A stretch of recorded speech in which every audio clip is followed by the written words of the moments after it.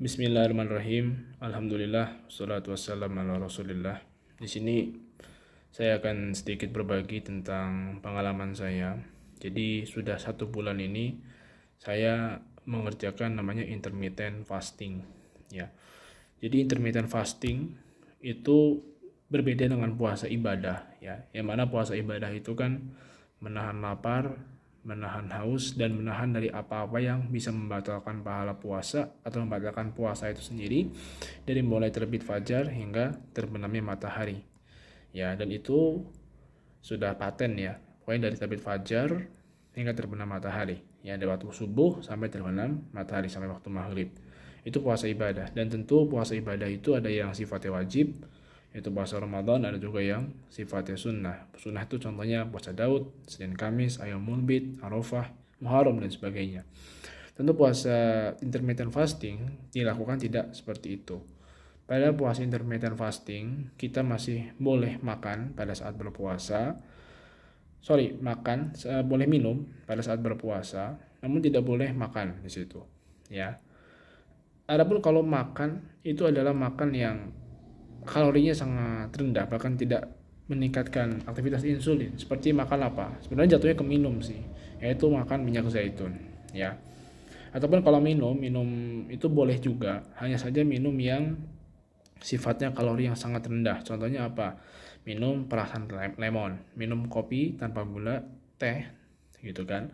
Dan teh tanpa gula, air putih itu boleh juga. Cuman kalau yang mengandung kalori atau yang bisa meningkatkan gula dan aktivitas insulin seperti air kelapa atau air soda atau air apapun itu tidak diperkenankan. Itu intermittent fasting. Jadi intinya mudahannya intermittent fasting itu kita boleh minum air putih atau apapun yang kalorinya rendah atau makan yang sangat rendah kalorinya seperti minyak zaitun tadi, ya. Tapi tidak boleh memasukkan apa-apa yang bisa menaikkan kadar gula atau meningkatkan aktivitas pankreas yang akan menghasilkan insulin. Jadi intermittent fasting pun dilakukan dengan berbagai macam cara.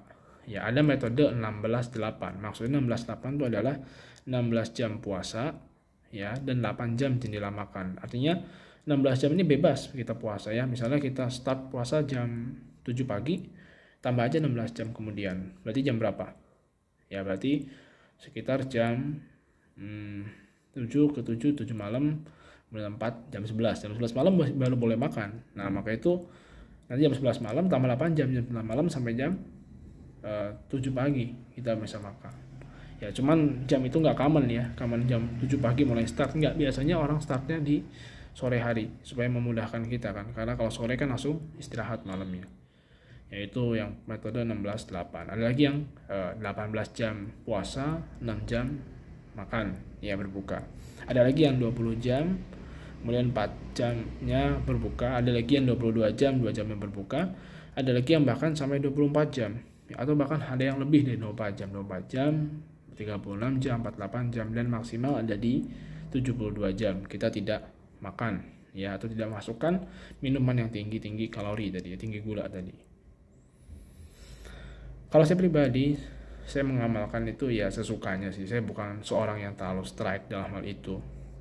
Artinya nggak terlalu mendalam gitu ya. Artinya nggak harus pas banget ya. Enggak. Kadang-kadang saya 16 jam, ya 16 jam puasa, tapi makannya 1 jam, besoknya nanti lanjut lagi gitu kan. Kan nggak sesuai aturan ya. Tapi menurut saya that's okay lah. Yang penting puasanya itu, yang nggak memasukkan kalori itu. Kadang-kadang juga saya 20 jam, kadang-kadang 17 jam 45 menit atau berapa jam. Yang penting kita melebihi ya dari minimal kita berpuasa itu di angka 12 jam. Nah, sekarang apa sih kaitannya dengan hypnic jerk gitu ya?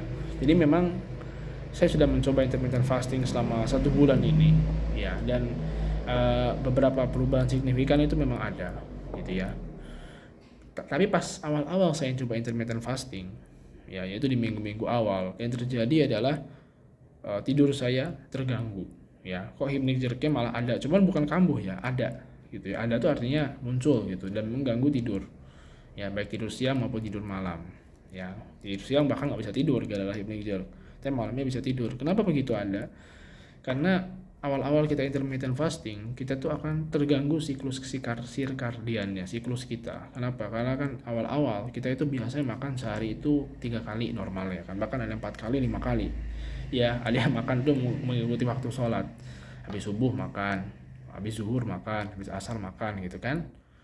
Nah, sementara kalau intermittent fasting itu kan makannya paling cuma 2 kali. Kalau yang kita ambil ya 16 jam puasa, 8 jam makan. Ada yang nanti cuma sekali. Awalnya karena saya males 8 jam itu nanti tunggu terlalu lama, akhirnya saya makan sehari sekali. Sampai sekarang pun rata-rata saya makan tuh sehari sekali. Ya meskipun pernah sehari 2 kali, cuman rata-rata sehari sekali. Yang tadinya saya makan itu sehari 3 kali bahkan lebih karena ada nyemil-nyemilnya, diubah langsung jadi sehari sekali dan sisanya dalam kondisi berpuasa. Tentu itu akan sangat mengubah siklus ya, akhirnya tidur malam terganggu. Namun lambat laun gitu ya, seiring waktu dengan izin Allah Subhanahu wa taala sampai detik ini gitu, saya masih mengamalkan intermittent fasting dengan tujuan ya bukan untuk ibadah ya, tapi untuk kesehatan aja. Dan mudah-mudahan bisa bernilai ibadah kalau kesehatan itu diniatkan untuk menguatkan kita dalam beribadah gitu kan. Ya alhamdulillah saya bisa tidur siang, saya bisa tidur malam ya, dan tidur itu serasa normal saja gitu kan. Ini seperti saya sebelum hypnic-jerk rasanya ya meskipun ada hypnic-jerk cuman nggak kambuh ya, nggak kambuh parah, cuman bisa tereduksi gitu ya, tidak separah ketika dulu lah intinya. Dan ini memang sangat improvement yang sangat masya Allah sekali ya, sangat besar sekali ketika saya coba untuk mengamalkan intermittent fasting. Alasannya kenapa sih intermittent fasting ini bisa juga membuat tidur lebih baik gitu ya, hypnic-jerknya itu sangat-sangat tereduksi, sangat-sangat hampir hilang gitu kan. Bahkan hilang, saya nggak mengatakan 100% totally cure ya, saya nggak berani mengatakan itu karena sakit saraf ini kan sifatnya kambuh-kambuhan ya teman-teman ya. Bahkan dulu ada, kalau teman-teman baca hadis, ada sahabiah Nabi, seorang wanita ya yang solihah di zaman Nabi dulu itu punya sakit saraf epilepsi atau ayan. Silakan cek hadis, itu ada hadisnya ya. Dan kalau kambuh-kambuhan itu nanti dia tersingkap gitu kan, kata Nabi ya. Ada dua opsi, ada doakan sembuh atau yang kedua tetap seperti ini bersabar tapi didoakan supaya tidak tersingkap auratnya ketika kambuh. So berarti dari hadis ini kan kita belajar, oh bisa jadi sakit saraf itu sifatnya kambuh-kambuhan ya. Kalau totally cure bisa jadi ya, insya Allah bisa iya. Cuman untuk totally cure itu kita harus mencari trigger tertentu yang supaya nggak kambuh-kambuh lagi. Tapi ini yang penting improvement kita udah sampai di sini ya. Nah, kenapa bisa tidur gitu ya dengan hypnic-jerk lancar tanpa hypnic-jerk? Karena dulu waktu saya puasa Ramadan pun rata-rata tidur saya lancar ya, meskipun pernah kambuh ya. Namun begini, yang saya pelajari adalah ketika kita puasa intermittent selama 12 jam lebih, itu yang terjadi di dalam tubuh kita ya, yaitu adalah kita mengalami namanya autofagi. Semakin lama kita berpuasa itu semakin banyak autofaginya, semakin tinggi potensi autofaginya, sehingga 12 jam itu autofagi itu mulai ya. Autofagi itu apa? Autofagi itu adalah si sel ini ya malah memakan sel-sel yang sudah rusak atau merombak sel-sel yang sudah rusak.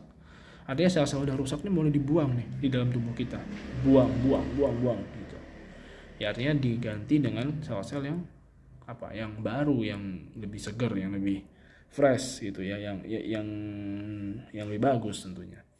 Nah itulah mungkin ya karena autofagi yang sering, karena berpuasa lebih dari 12 jam ya, bahkan katanya kalau 18 jam itu semakin bagus autofaginya, bahkan kalau kita lebih dari 24 jam semakin oke. Tapi saya belum coba yang 24 jam ke atas karena ada pertimbangan lain lah ya, ada khawatir masa otot kecil dan sebagainya ya. Saya cukupkan di 22 jam atau 23 jam, yang penting dari atas 12 jam itu ya.